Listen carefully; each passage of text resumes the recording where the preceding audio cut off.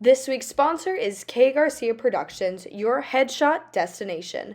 Located in the historic city of Fall River, Massachusetts, it's more than a headshot, it's a royal experience. Definitely check out K Garcia Productions on Instagram and TikTok. Welcome to Crowning Moment Podcast with your host, Casey Gibson. If you're new here, join us on Instagram at Crowning Moment Podcast. Join us every Monday at 5 p.m. Eastern for a new episode on Crowning Moment Podcast. Thank you for joining us and enjoy this episode with Miss America 2023, Grace Stanke. Hello, everyone, and welcome back to another episode of The Crowning Moment. For those who are new, my name is Casey Gibson, and today we are here with Miss America. All right, Grace, I would like for you to tell the audience a little bit about who you are and what you're doing here today. Hi, everybody. This is so exciting, first of all. My name is Grace. I'm Miss America 2023. That still hasn't fully sunk in yet, as I realized that tomorrow is 2 weeks from crowning. Crazy things, but I'm so excited because this year I am a nuclear engineering student as Miss America, and I'm combining two very unusual demographics from engineering and the Miss America competition. So it's really neat to have this opportunity to represent both and use the over I believe it's $68,900 in scholarships I've earned towards my education as a nuclear engineer. That is impressive. Holy moly. That's That's a lot of money. Okay, so let's back it all the way up. Coming into the MAO system, when did you decide that this was the system for you? When did you actually start competing for Miss America or Miss America's Outstanding Teen? For me personally, I was 13 years old. I had just started competing in local violin competitions to earn scholarship dollars to help cover violin lessons. And my first really big public performance or first judged performance, I shook. I forgot my music. Everything that could have gone wrong went wrong. That's for sure. And I was like, okay, the best way to solve this is do it more, right? Exposure therapy. I don't know why 13-year-old me thought that, but that's what the conclusion I came to. And after doing some research, I found the Miss America's Outstanding Teen organization, and I went at large to the state competition in 2016 here in Wisconsin. And from there, I really just got hooked on the organization because I learned, okay, great. Now I'm learning how to stand, which I'm 5'11". I'm a physically tall woman, and it was always unusual to always be slouching. So this is something that gave me that opportunity to learn good posture. I was able to learn interview skills that have carried me well into my engineering career right now, and I've gained lifelong friends, earned scholarship dollars. Prior to 2 weeks ago, I wasn't even considering grad school. Needless to say, the past 2 weeks I've been doing some research as to which grad school I would want to go to.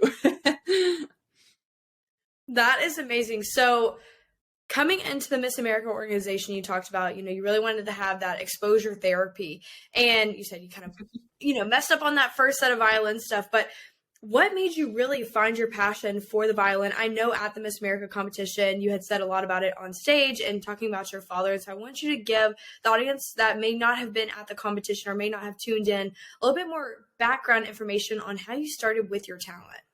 So for those of you that don't know, my dad went through cancer twice. He is alive, doing great. He is as jolly as can be, which is always good to hear. But for me personally, I was a kid that didn't really understand what cancer was the first time he went through. The second time he went through, I had just learned what a tumor was in my freshman biology class. And it was scary because I understood what was going on in my dad's body.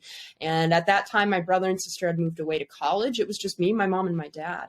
And I needed other ways to cope with a lot of emotions that were going on inside. And my violin really was an escape at the time and helped me with coping with those emotions, which was incredible, both for my mental health, but also I think improved me as a violinist, which is kind of a scary thing to think about, that, those sad times and not exactly great times for me brought about a really great sense of musicality. And ever since then, I've never really considered going into my violin as a career, simply because I love having it as a hobby. I love having it as that escape, as that step to the side and just deep breath and fresh air fair, which is just forever what I love to do. And the Miss America organization really came into play with my violin as well, because it was an opportunity to do more than just a classical performance.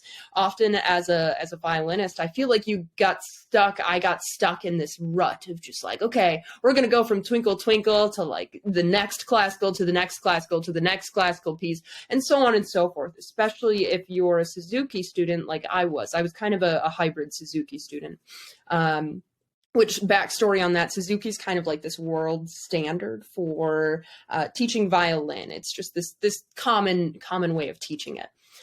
So I went through and used the Miss America organization as a way to perform some really different out there pieces that my violin teacher was like, yeah, I'm not teaching you AC/DC, we're not going to play that. And what did I play for the state competition my first year competing at state in the Miss? I played Thunderstruck with a looping station and things like that. So it was an opportunity for me to really artistically explore my skills as a violinist, but also portray my emotions and handle my emotions in a healthy way.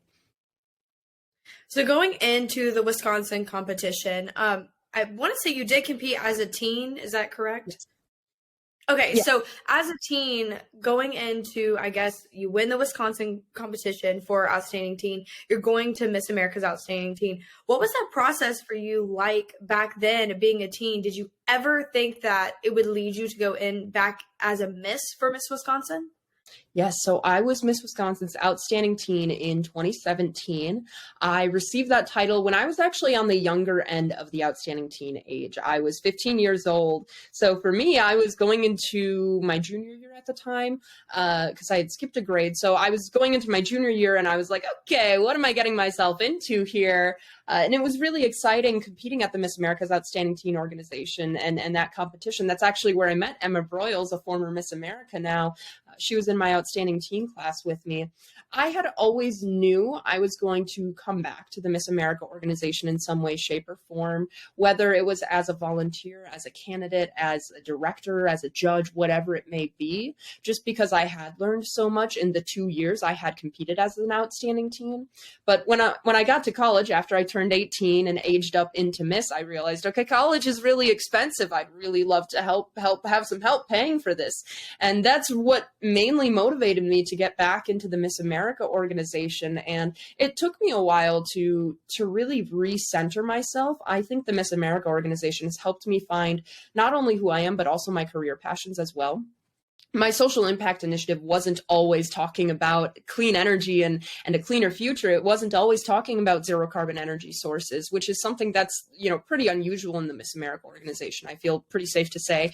It's something that this was an outlet for me to explore my engineering thoughts and passions and career desires in a different way that wasn't necessarily in the engineering industry. And in that sense, it's really helped me further my career as an engineer as well, because not only am I a nuclear engineering student, but I'm also an advocate for the nuclear industry overall. So coming in as a teen, doing the MAO teen competition, what items, or I would say like ways, do you think that helped you? Like, did you learn any things from that experience coming into Miss America? One of the biggest things I remember about Miss America's Outstanding Teen, it is so much more intense. And I don't know if it's just because like you're 15, 16 I personally think the Outstanding Teen talents are usually significantly better than the Miss. Maybe I'm wrong, but your Outstanding Teens, they're all at the peak of their performance. I was still in violin lessons. Like everyone is still in their singing lessons and things like that versus, I went off to college and I didn't continue lessons as common as I did throughout high school. So it was like this weird thing, but Miss America's Outstanding Teen was very, very intense. I was like, okay, whoa. But I think that's something that prepared me for Miss America, where going into Miss America, I was very, very at peace with whatever happened, no matter the outcome. I was happy to walk away as Miss America. I was happy to walk away as a non-finalist at all, because I knew I was 100% myself. I stayed true to who I was, and I was able to represent the state of Wisconsin. So going into Miss America Week, let's just unpack all of that. I had been, of course, following all the social medias, and I know my followers were probably really annoyed with my stories after that entire week because I was constantly posting something left and right.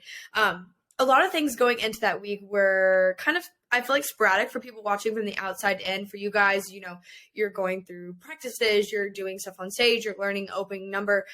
What did all of that prep time feel like for you? Like you hadn't actually got to competition yet. You're just learning all the background stuff, wearing your Rebel athletic gear. Mhm. What was that time period like for you as a candidate competing for Miss America?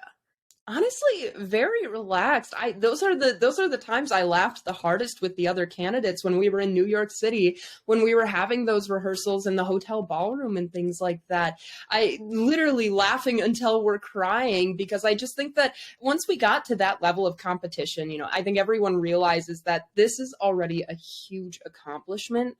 And becoming Miss America is, yes, a goal, but it is a stepping stone for all of us to go on and do greater things in our life, which is just speaking to the character of this organization in terms of supporting women to do great things as they move on into the world.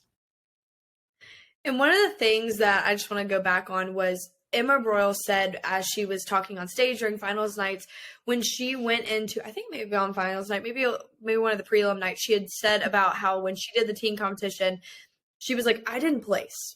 I didn't win anything. I was just happy to be there and just had a great time. She said, but there was a reason for all of that, to experience all of that as a teen. And like you said, it's more intense as a teen. Like you're in the height of your talent career and everything going on around you. You're in high school, it can just be a tough time. And then she said, going into it, there was a reason why I wasn't supposed to win. I was supposed to win Miss America. And that was what I was waiting for. I was waiting for that next door to open for me. And I want to ask you, do you think that was kind of what your next scenario was? Like, did you ever anticipate on winning Miss America? I think just like an athlete envisions winning, the gold medal or whatever it might be. Yes, I envisioned myself winning Miss America and I was prepared. I sat down and said, okay, I have two things that will happen on December 16th. Option A is I'm Miss America. What am I going to do? And I laid out that plan. I'm an engineer. I love to make lists. I love my Excel spreadsheets. I had my list ready. I said, this is what I want to do. I want to create momentum for the Clean Energy Initiative. I want to go through and help recruit new candidates for the Miss America organization. I want to help create new locals across the country. And those were the three things that I said, okay, those are some of the things I want to focus on throughout this upcoming year. And then option B was I go back home to the great state of Wisconsin, eat a lot of cheese, and I get to graduate from college with my degree. And in July, I start a full-time job as a nuclear engineer, which I'll be completely honest is equally as exciting as being Miss America to me. And I'm very lucky because now I get to kind of have both of those options all in one because I get to be Miss America and a nuclear advocate. I'm still able to graduate college throughout my year as Miss America, which I'm incredibly thankful for. And then after that, the start date for the full-time job is pushed back a little bit, but I'm always open to listening to new opportunities and exploring new options. Okay. We're jumping ahead, but after all this is said and done, you've completed your year as Miss America.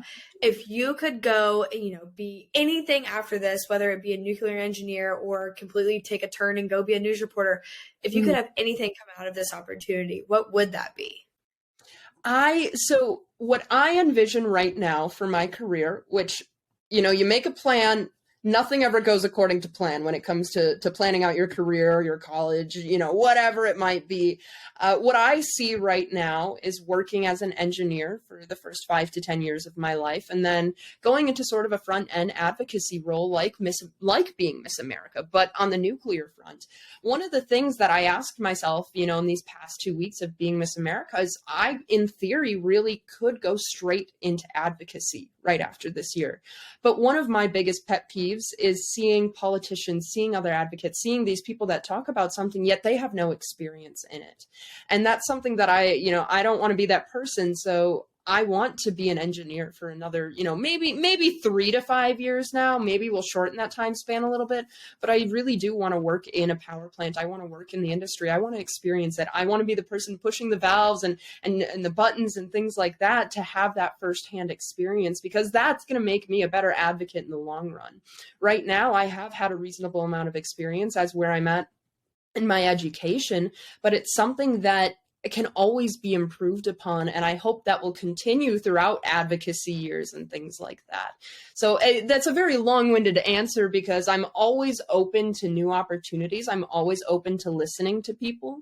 I think that, like I said, I have a plan, but I'm not necessarily set on that plan. That's something that I think everyone is. If something comes along and that door looks like the right door to walk through, that's something I'm totally ready to do. I love that answer. That was amazing. And I really like that you said having that experience is very important, because I agree with you. That is so important, because you're not going to listen to the person standing up in front of you if they haven't actually lived out that experience. So I appreciate you adding that in there, because I'm really glad that the listeners can hear more on that side of it, that you really do care about what your social impact statement is. Like, this is your life that you're about to live, going on even past Miss America. So I really appreciate you throwing that in there. You win a talent prelim at Miss America.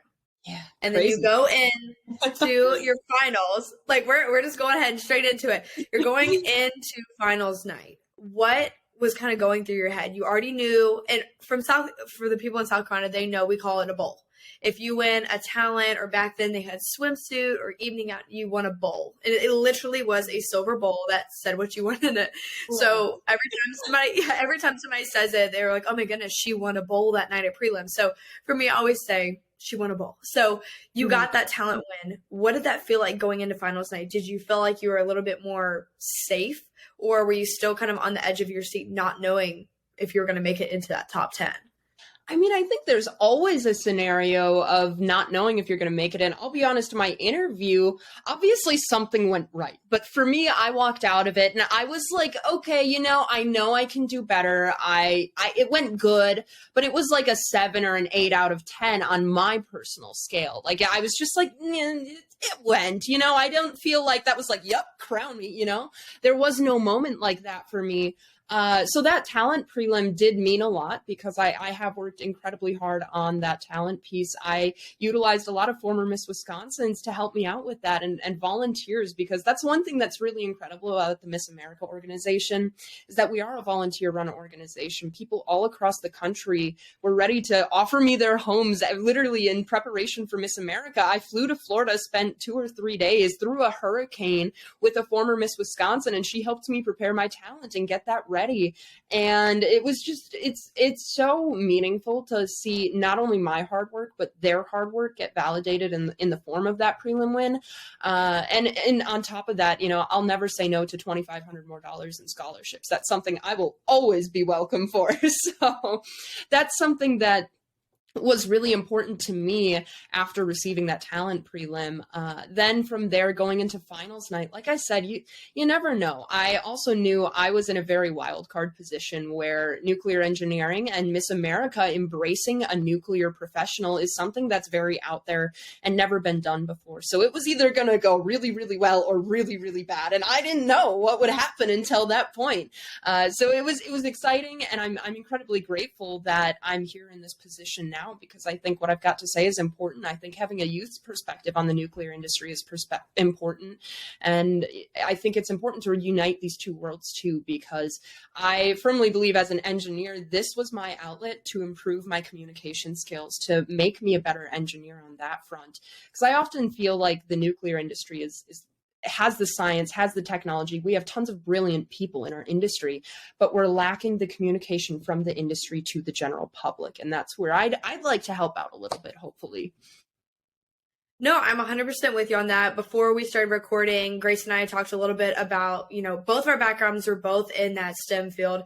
I'm in the technology side of it, doing aerospace engineering with one of the largest companies that does government contracts. But along with that, like you said, there's not a lot of people that are talking about it. There's a lot of people in the industry that have been in it for a very, very, very long time. And that's the difficult part, is sometimes they don't know how to use their words like us young folk can, where we can just be like, oh, this is exactly how I feel about the topic, post a 10-second video on Instagram or Twitter or wherever we want to post it to, and somebody will immediately see it, like TikTok. Craziness how fast people can see things and learn more from these different social media apps. But like you said, being that person out there, being able to talk about it with others and being able to make it, I guess, more fun, educational with those young groups of people when you get to go to all these different events is such an amazing thing that I'm really excited for you to be able to go out and do. Finals night, going back into it, you didn't know if that spot was guaranteed. Your name gets called for that top 10, top 11 spot. What did that feel like in that moment? Was it more of like a calm feel of like, okay, I did something right? Or what did that feel like to you being called as a finalist for Miss America? Panic, just sheer panic. Just in the best way, in the best way. Like, I was very excited. It's something that just placing top 11, just being at Miss America is already so exciting. And a really funny story, after being called into the top 11, I go out there, wave, kind of like have my moment of like, okay, breathe, Grace, remember to breathe. So I walk over to the runway, and me and Miss Nevada, she's very good at accents and things like that. And we became really close throughout the week. And it was funny because I look at her, and the first thing she says to me is, "Go Pack Go." Like this super Midwestern accent of "Go Pack Go," because that's just what we had been. That's how we greeted each other through the entire week, was just "Go Pack Go" with a good handshake. So there's this picture of me and Heather just like handshaking after being called in the top 11. And it looks so weird, but we're just sitting there like, "Go Pack Go." I love that. I want to throw this in there. I don't know, you probably don't remember this. My mom and I were walking through the hotel, and all of a sudden we hear this like loud speaker group of people. You can hear them all walking, and all of y'all, it's y'all and the security guard guy that everyone saw on social media. The security guard was all over the social media story. Yes. And y'all were walking, singing. I don't know what the song was, but I just remember seeing Miss New York, and she had the speaker, and she was just bumping it. And you happened to be in like the back line of the group, and we like weirdly locked eyes. I like looked at you, and then I saw Massachusetts. I was like coming behind it, and I was like, oh my gosh, because I had just posted Miss Massachusetts dress and her whole backgrounding of like where her dress idea came from. And so I was like, oh my gosh, it's her. Like, hello. I had just been social media friends with her, had not ever met her in person. And then I had seen you. I was like, Mom, that's the Wisconsin girl. I was like, I like that one. That's the Wisconsin girl. Yeah, no, that was awesome. That was one of those like, the TikTok trend that like you post a picture and it's like the moments that altered your brain chemistry, right? That is something that walk down to finals night really was kind of like one of those moments that alters your brain chemistry, because there's this video I have that started on our floor. The karaoke started on our floor when we were gathering, getting ready to leave. And Miss South Carolina, Jill, and Miss Rhode Island, Abby, come out of their room, which is way at the end of the hallway, like the very, very end. And they've got the speaker going, and we're all like, all right, good morning. It's Thursday morning. It's Miss America Finals Day. And literally from there until we got to rehearsals, and like they mandated starting rehearsals, we were singing and having a good time. And that just like, it's one of those things that was so wholesome. And I am certainly not a singer, but you bet I was screaming as loud as I can throughout that whole process. It was crazy because there was like a few stragglers behind the group that were just, they looked so out of it. They're like, I do not want to join in on that. And all the girls in front of them were just having a grand time. And I was just so glad that I could see like a little bit of like the sisterhood coming into it. You never know what kind of competition is going to be. I've been competing for 18 years. So you never know what you're walking into. And especially like going to Miss America, you hope and you pray that that's going to be like that sisterhood like they always talk about. And when I saw that, that's when I realized, I was like, this is a whole new era. And that's something I kept bringing up in all of my podcast episodes was this is Miss America 3.0. I don't think this is, 1.0 was swimsuit out the door. The next one was just 2.0 was like their new revamp, but it's different now. Like it's completely different. The opening number, that's when that started at the show for prelim night. I was like, whoa, like this is like a Miss Universe production. And like, I don't ever want to compare them because they're two different organizations completely, but like it came as a show-stopping performance. It was amazing. And so I want to give a shout out to Tracy and Mackenzie for that opening number, because that was fantastic. And that's what I was like, this is a totally different Miss America. This is not what Miss America once was. This is what it is. And going forward, I'm so excited to say, I want to say this is a 3.0 era because it was just something different that they brought to the table this year. And one of the things I want to point out that I did appreciate was them bringing y'all's parents on stage after they called out that top 11. That was something that when you got to do your whole social impact statement and talking about your dad having cancer, and when you were able to point to him, I looked at my mom and I said, you can't beat this. Like, this girl has won Miss America. Because we go through, we always score like, okay, here's our 10 in this group or an 8.5 here. Like, all of your scores from us were a 10 plus. I was like, this girl broke the scale. Like, I was so amazed with everything that you did on stage. It was amazing, but it was not easy. It was not easy. That talent group this year at Miss America, I think, is one of the best talent groups I have ever seen compete on that stage. The amount of singers this year, it was so difficult to pick because I would go through and like, okay, which singer, was the best or was, at the top level in that top 5 of singing. It was difficult because everyone has such a different caliber of talent this year. It was amazing. And that's what I was so glad that going into that top 11, I'm like, I can agree. This is the top 11 best talents here. But at the same time, it's like all of these girls that showed up, they did not come to play. Like they were like, I'm here to win. Like I'm going to make a sisterhood, make friends the whole week. But like any one of them, like you said, could have been Miss America because they were all truly amazing. And they all brought something different to the table, which I really loved because that whole social impact statement that just kind of spread it out everything. There was, of course, education, autism platforms, a lot of similarities, but they all had their own different spin on it. So another person I wanted to point out, just like you had a very unique social impact statement with that nuclear energy, clean energy. The other one was West Virginia with the agriculture and her talent of dirt. I remember they were rolling out after you had won, you had just gone to do your your whole interview. It was right after the pageant, everything was done. And here comes the dirt talent rolling through the front of the auditorium. Oh my goodness, Mom, it's the dirt. And it was, I don't know if it was a mom or like an aunt of hers. And she was like, yeah, it's the dirt. Like, do you want to touch it? I said, no, I'm good. It was a great talent. Like, I really loved your talent. And the mom, I think it may have been either mom or aunt, I'm not really sure, was like, thank you so much. But you two were very standout because you had such unique social impact statements as well as your talents were both amazing. And that's what with hers being like a monologue, so to say, last year having Sydney Park be the first ever monologue to win a talent award, I got scared. I was scared when Miss West Virginia walked up there. I was like, oh no, this could be another monologue here. You just didn't know because the caliber of talent this year was just phenomenal. Especially another standout was Miss Nevada. Her singing, oh my goodness. I was like, if Broadway does not call her tomorrow, like somebody needs to sign this girl. She was so amazing. And so I want to throw that in there before moving forward in our conversation. But like I said, having your parents on stage, what did that feel like for you? I know when people would do their evening gown walk, they would, grab their parents' hand or at least acknowledge them. And I really appreciated you guys being able to be like, they get to have that front row spot to see like, oh my goodness, like our girl has truly made it. Like she's already made it to Miss America, but they're sitting on stage with you. Like, what did that feel like being that candidate in that place? Yeah, so I knew if I looked at them, I would get really, really emotional. And I was like, no, this is not happening. So after being called into the top 11, I'm standing on the runway and like, I was like, absolutely not. Do not find my parents in the audience. Like, I'm not finding them. Not going to happen. But when I came back on for red carpet specifically is when that's when it got to me. It got to me. Did my answer. I turned around and started walking the red carpet. I didn't look at them until the very end, and they were sitting on pretty close to the end as well.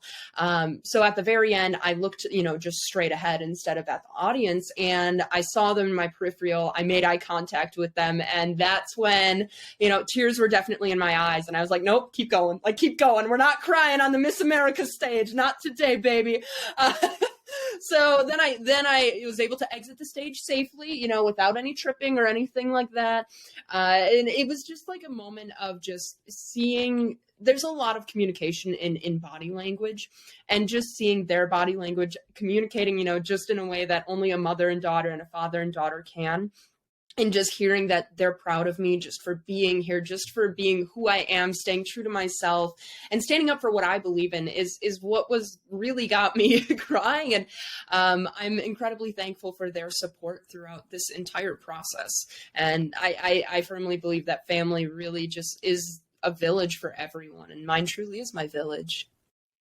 Oh, I love that. Oh my goodness. But when they had the families on stage, my mom was like, oh my goodness. Like that is such a touching, a way to have the families incorporated because yes, like you never really see whose parents are who or what's going on unless I know they had like the pictures around the auditorium setting, but where you can see people coming and taking pictures with their kid's face, so you know who or which contestant or candidate they're there for. But having them on stage in front of you was just, you could see really how they felt and the emotion. Like you said, body language does say a lot. It tells a whole story as they're walking down that runway. But I want to ask you, because this has been a good question, is who made your gown and what was the inspiration behind your Miss America gown? I want to add a little bit more onto the parent thing super quick here.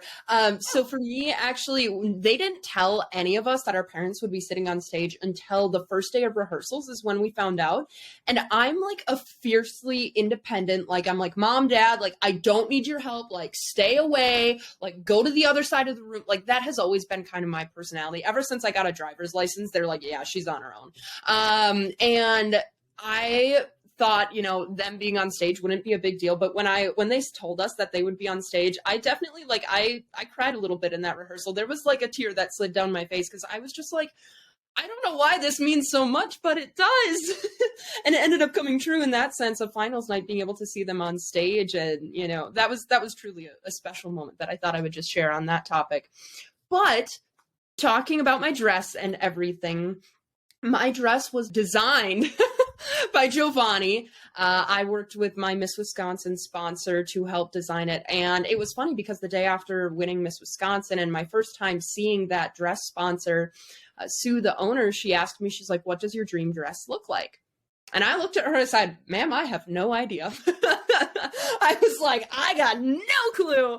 So we actually spent about 2 months. It wasn't until after Miss America's Outstanding Teen that I even had an idea of what I wanted my dress to look like. So I knew I wanted a high collar. I knew I wanted a slit. I like to play to my height. That's just a reality. But I didn't really know what I actually wanted in the dress per se. So after a lot of research, we found a dress that I liked the look of. And I was like, yeah, I would wear that on the Miss America stage, like hands down. So it was just a lot of online Googling in all honesty. And Sue and my mom and my team of people behind me at Miss Wisconsin helped me create that dress. And that, comes back to that idea of volunteers and support and the amount of just awesome people that stand behind every single woman on this stage. And it's truly remarkable. I love that. And I wanted to ask that because that's been one of the most asked questions to me is like, can you ask about the dress? Because that's the one thing like people always want to know. There's always some sort of cool story behind it. But I'm with you. Googling and finding the picture and then having to picture yourself in it is like such a big thing because you're like, will this look good on me? I hope that it comes out exactly how I want it to, but I'm so glad that you were able to use your sponsors. And that's one of the big things that I want to talk about here is using those sponsors. And with being Miss America, who is your favorite, I guess, sponsor that you're most excited to work with this year or be able to wear their items this year? Oh, there are many, many incredible Miss America sponsors. I think we all know Rebel Athletic, which I've never been the person that's like, I wear leggings every day. I just wasn't. I only had 2 pairs of leggings, and one of them was actually one of the sponsored pairs from Miss America's Outstanding Teen. So like, I was like, all right, well, let's see what this is like. And we got a pair of those casual wear leggings from Rebel, and that was super awesome, very exciting. But there are so many other incredible sponsors for the Miss America organization. Viper Apparel helps out with all of our formal wear, and Glasses USA. Okay, I wear contacts. I'm blind as a bat without them. I have bifocals. I've got old lady eyes. I can't see up close or far away. I am so excited to get free prescription glasses, like chef's kiss. Love that. But they also do some really incredible things all across the country to help support access to prescription lenses and things like that, which I'm excited to support as Miss America this year as well. That was one of the big things when Emma had come out in the glasses. I was like, Mom, did she have glasses on before? Did I miss that? Because I myself am very blind. And I was like, I know I put my contacts in this morning. Like, I'm not seeing things.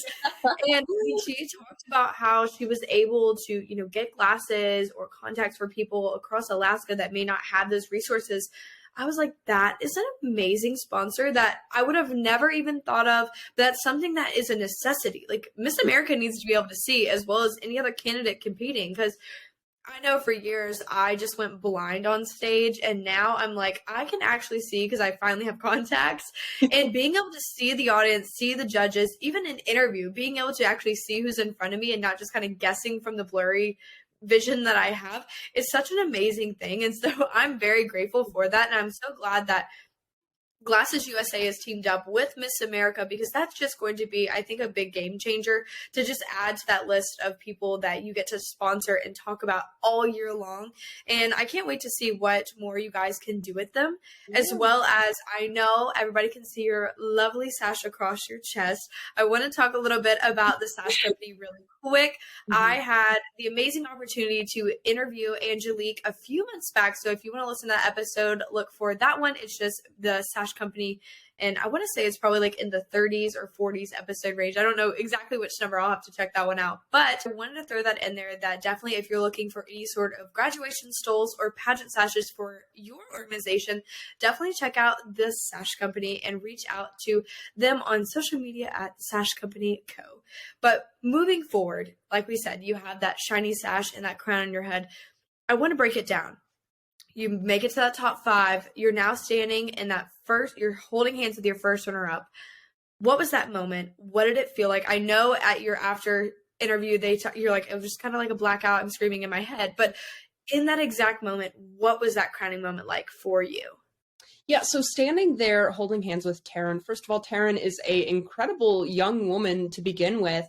I just remember standing there, and it really didn't matter at that point, I think, to either of us. We both were just standing there and saying, like, listen, you're going to be a great Miss America. I was telling her, I'm like, Taryn, you're going to have an awesome year. You're going to do great things. And she really only said a few words to me, but they were powerful words, and they were just so important. And I just think that that speaks to everything there is to offer with the Miss America organization, with uniting all of these career-driven, ambitious, incredible women that are going to go on and do great things. Sometimes it's, yes, we're there to compete for Miss America, but at the same time, we also weren't, if that makes sense. It's about getting to know each other, representing these women who can. We had an incredible group of women on that stage, future trauma surgeons, we had teachers, we had attorneys, we had performing arts specialists, we had everything up there. And that's so exciting to carry as the representative of this class and of the organization, because I'm representing the women who can. And that's something that's truly remarkable to experience and to be a part of. That is so amazing. I want to ask some kind of fun questions before we wrap up today's podcast. But I want to ask, is there anything so far as Miss America that you would have never expected that Miss America does or has to do? Oh my gosh, I didn't. So I think a lot of people don't know a ton about like the job side of Miss America. So there's like being Miss America, and everyone knows the public side of it, right? But I was like, okay, am I reaching out to book my own appearances? Like, what does this look like? Because every state competition does it differently. Some states are paid, some aren't. Some, have booking agents for you, some don't. Like, it's so different from state to state. So that was one thing that, like, these past 2 weeks is just figuring out where I fit into the organization. Is this something that it's like, all right, you're Miss America, go off on your own? Or is it, okay, I've got a group of people here to help me with something? And it's incredible because the staff is so helpful. They are ready to help with anything and everything. And it's just incredible to have that level of support, because that's what this organization is about, is promoting young women, promoting their ambitions, promoting their careers, helping myself build up a brand and my image as I head into my career as a nuclear engineer and as a nuclear advocate overall. So that's something that has been a ton of fun to learn about. And it has been surprising, because I guess I kind of I set my expectations low. I think it's sort of a mental protection just in case it was like awful or something. But it is literally everything I could ask for in terms of being Miss America, where there's people that are saying, okay, like, you want to make this specific appearance happen, like, all right, I'll reach out to my person. This person's going to reach out to their person, and we're going to make it happen. And that's just something that is truly incredible, especially as I'm working on the final touches on my business plan here and things like that. So with being Miss America as a whole, and for those who don't know, like myself, what it's like to be Miss America, what would be like, you wake up in the morning, what's the first thing you have to do as like your duties of being Miss America every day? For me personally, okay, maybe it's not everyone, maybe it's just me, but I feel like a large population, you get up and then you kind of sit in bed on your phone for a little bit. I'm guilty of that.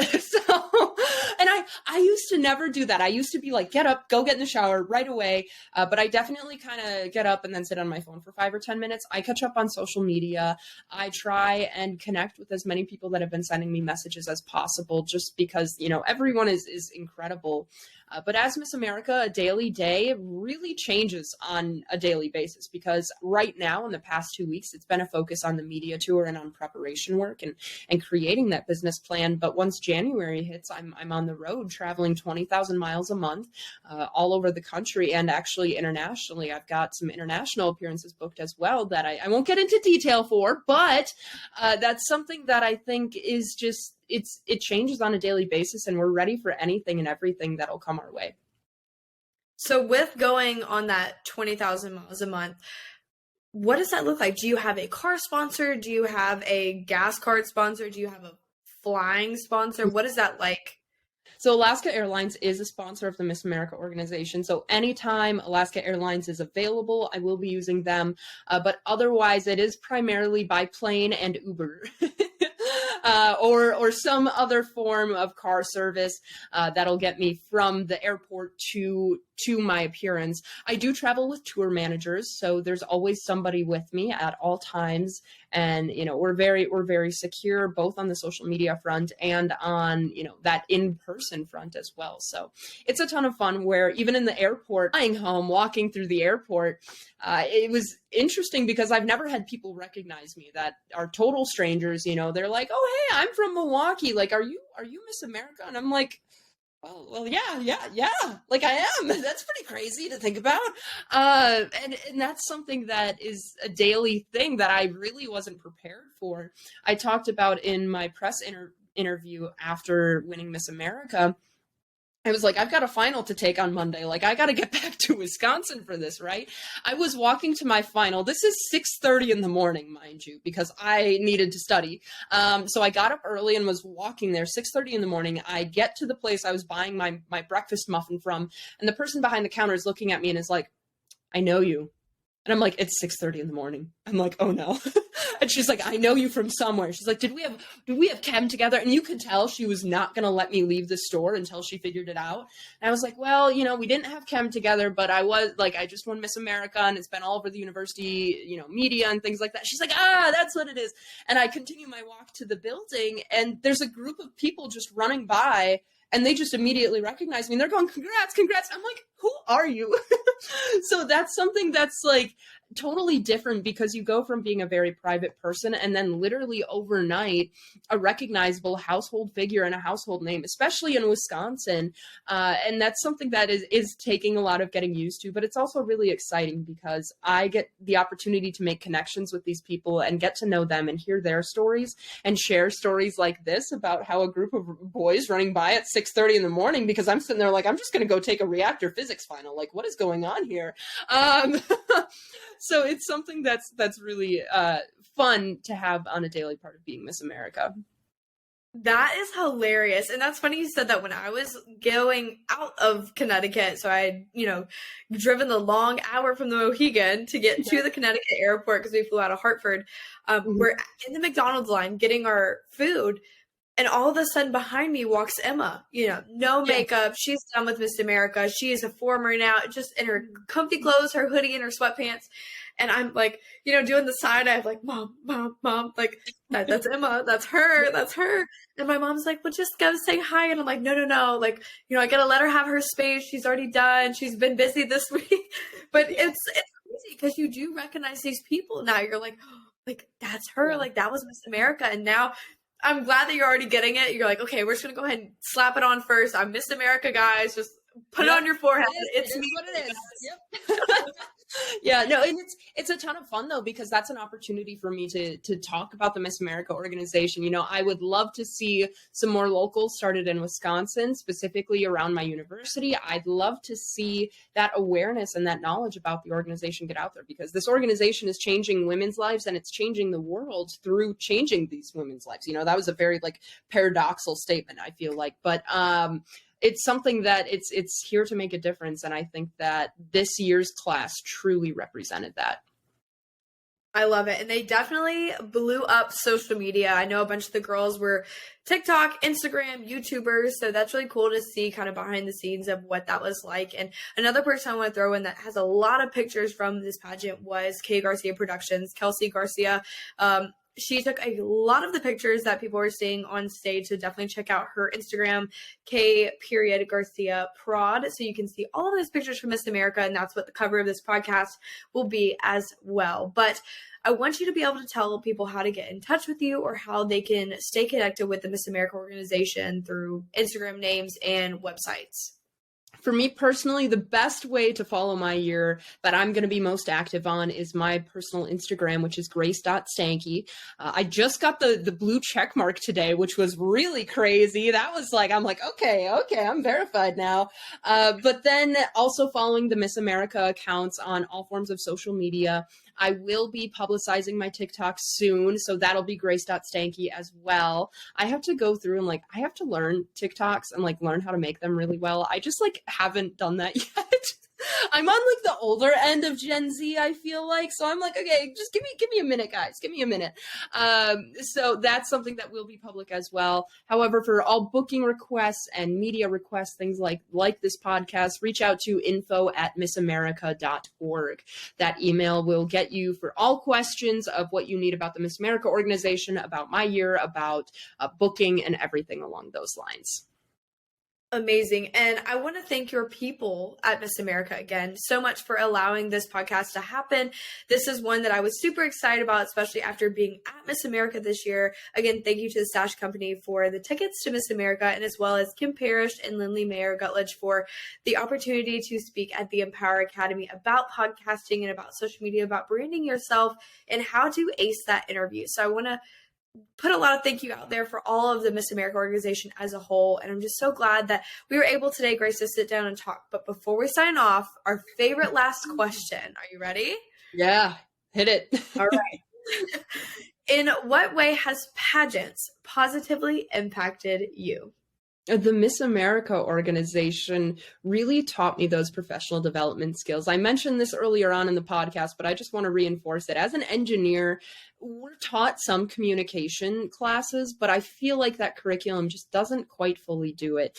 And the Miss America organization was my opportunity and my method of learning those communication skills, learning how to communicate high science topics to general public, and to be able to go through and present comfortably and be comfortable answering questions in front of people in intense scenarios and be ready for anything. I think that that's something that will positively impact my life, positively impact my career, and it will affect my year as Miss America too, which I am incredibly grateful for.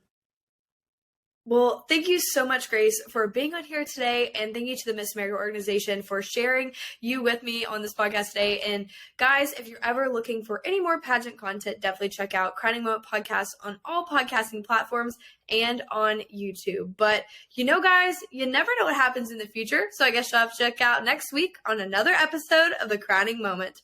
Bye, guys. Want to learn more about Crowning Moment Podcast? Check us out on Instagram at Crowning Moment Podcast, and check us out every Monday at 5 p.m. for our latest episode.